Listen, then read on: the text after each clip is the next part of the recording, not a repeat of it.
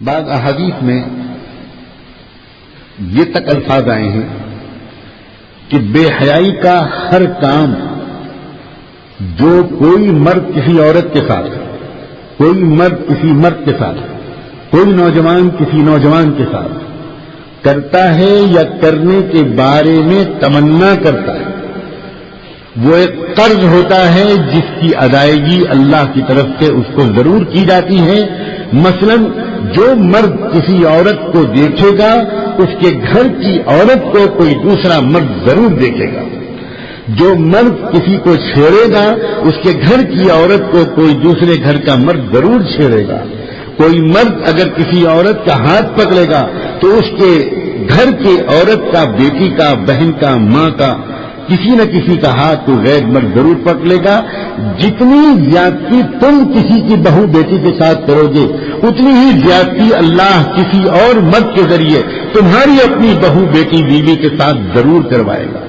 اور بعض روایتوں میں تو یہ ہے کہ اس دن کا سورج ڈوبنے سے پہلے تمہارے گھر کی بہو بیٹی کی عزت لوٹی جائے گی۔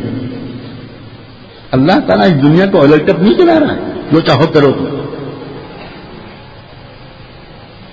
جیسی کرنی ویسی بھرنی، الجزاء من جنس العمل۔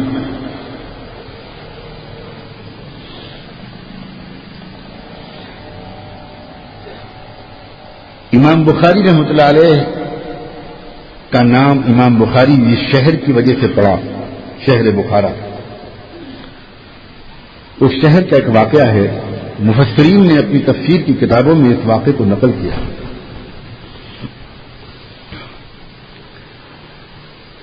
ایک زیور کا تاجر تھا، ایک جیولر تھا، اس کے گھر، اس کی دکان پر عورتیں بھی آتی تھیں زیور خریدنے کے لیے، بلکہ زیوروں کی دکانوں پر تو زیادہ تر عورتیں ہی آتی ہیں۔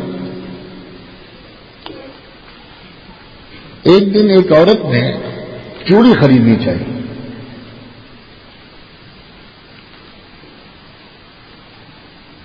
اور چوڑی کا ناپ لینے وغیرہ کے عنوان پر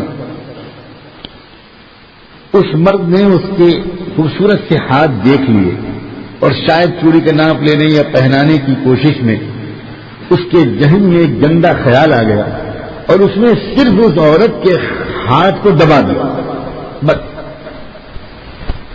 وہ چوڑی خرید کے عورت اپنے گھر چلی گئی۔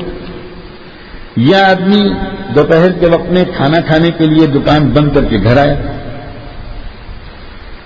تو بجائے گھر میں کھانا پکا ہوا دیکھنے کے اس نے باورچی خانہ ٹھنڈا دیکھا اور عورت کو پھوٹ پھوٹ کر روتے ہوئے پایا اپنی بیوی کو۔ کیا ہوا؟ میں تو کھانا کھانے خیریت؟ کیا بات؟ کیا کروں آج میں اس قابل نہ رہی کہ میں آپ کے گھر میں رہوں۔ کیا ہوا؟ کیا جو سب کا گھر میں پانی بھرنے آتا تھا پچھلے 30 سال سے آ رہا ہے، آج تک اس نے نظر اٹھا کر کسی طرف دیکھا نہیں، آیا پانی بھر کے چلا گیا، لیکن آج پتہ نہیں اس کے اوپر کیا جنون سوار ہوا کہ وہ باورچی خانے میں گھسا اور اس نے میرا ہاتھ دبا دیا اور دبا کے بھاگ گیا۔ اب یہ جو کہا تو شوہر نے اپنی بیوی کو برا بلا کہنے، یہ سکے کو برا بلا کہنے کے بجائے خود کہا، بیوی مجرم سکا بھی نہیں ہے، تم بھی نہیں ہو، میں ہوں مجرم، مجھے معاف کر دو۔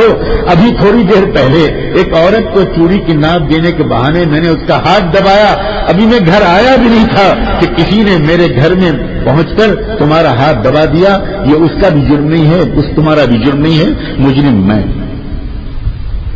سورج ڈوبنا تو دور کی بات ہے، ابھی تو ڈھلا بھی نہیں تھا کہ اس گناہ کی سزا فوراً مل گئی۔ ہمارے اور آپ کے گھروں میں بھی روز یہی ہو رہا ہے، لیکن ہم اس کو کارپیٹ کے نیچے چھپا رہے ہیں، ہم اس کو صحیح انٹرپریٹ نہیں کر رہے، ہم اس کا صحیح ایکسپلینیشن نہیں کر رہے۔ رب کعبہ کی قسم میرے اور آپ کے گھروں میں بھی یہی ہو رہا ہے، یہی ہو رہا ہے۔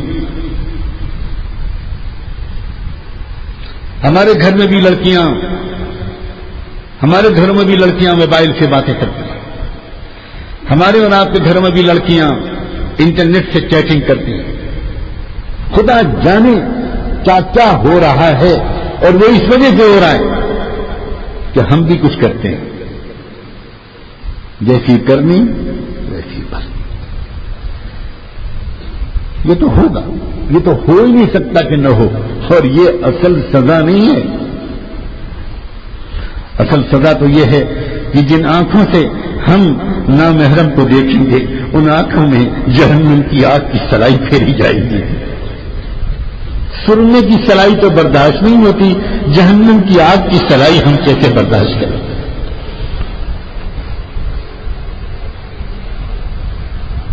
اس لیے اچھی طرح سمجھیں اس بات کو کہ پاک دامنی کا بدلہ پاک دامنی ہوتا ہے اور بے حیائی کا بدلہ بے حیائی. ہم اگر کسی کے ساتھ بھی کچھ کریں گے، دیکھیں گے، صرف نظر ڈالیں گے تو یقین مانیں پھر ہماری بیٹیوں پر بھی کوئی نظر ڈالے گا، پھر ہماری بیوی پر بھی کوئی نظر ڈالے گا. ہوگا جتنا ہوگا ادھر اتنا ہی ہوگا ادھر. اتنا برابر سرابر کی سزا دینا تو کسی دنیا میں عدالت کے بس کی بات نہیں ہے. جزاء سیئۃ سیئۃ بمثلھا.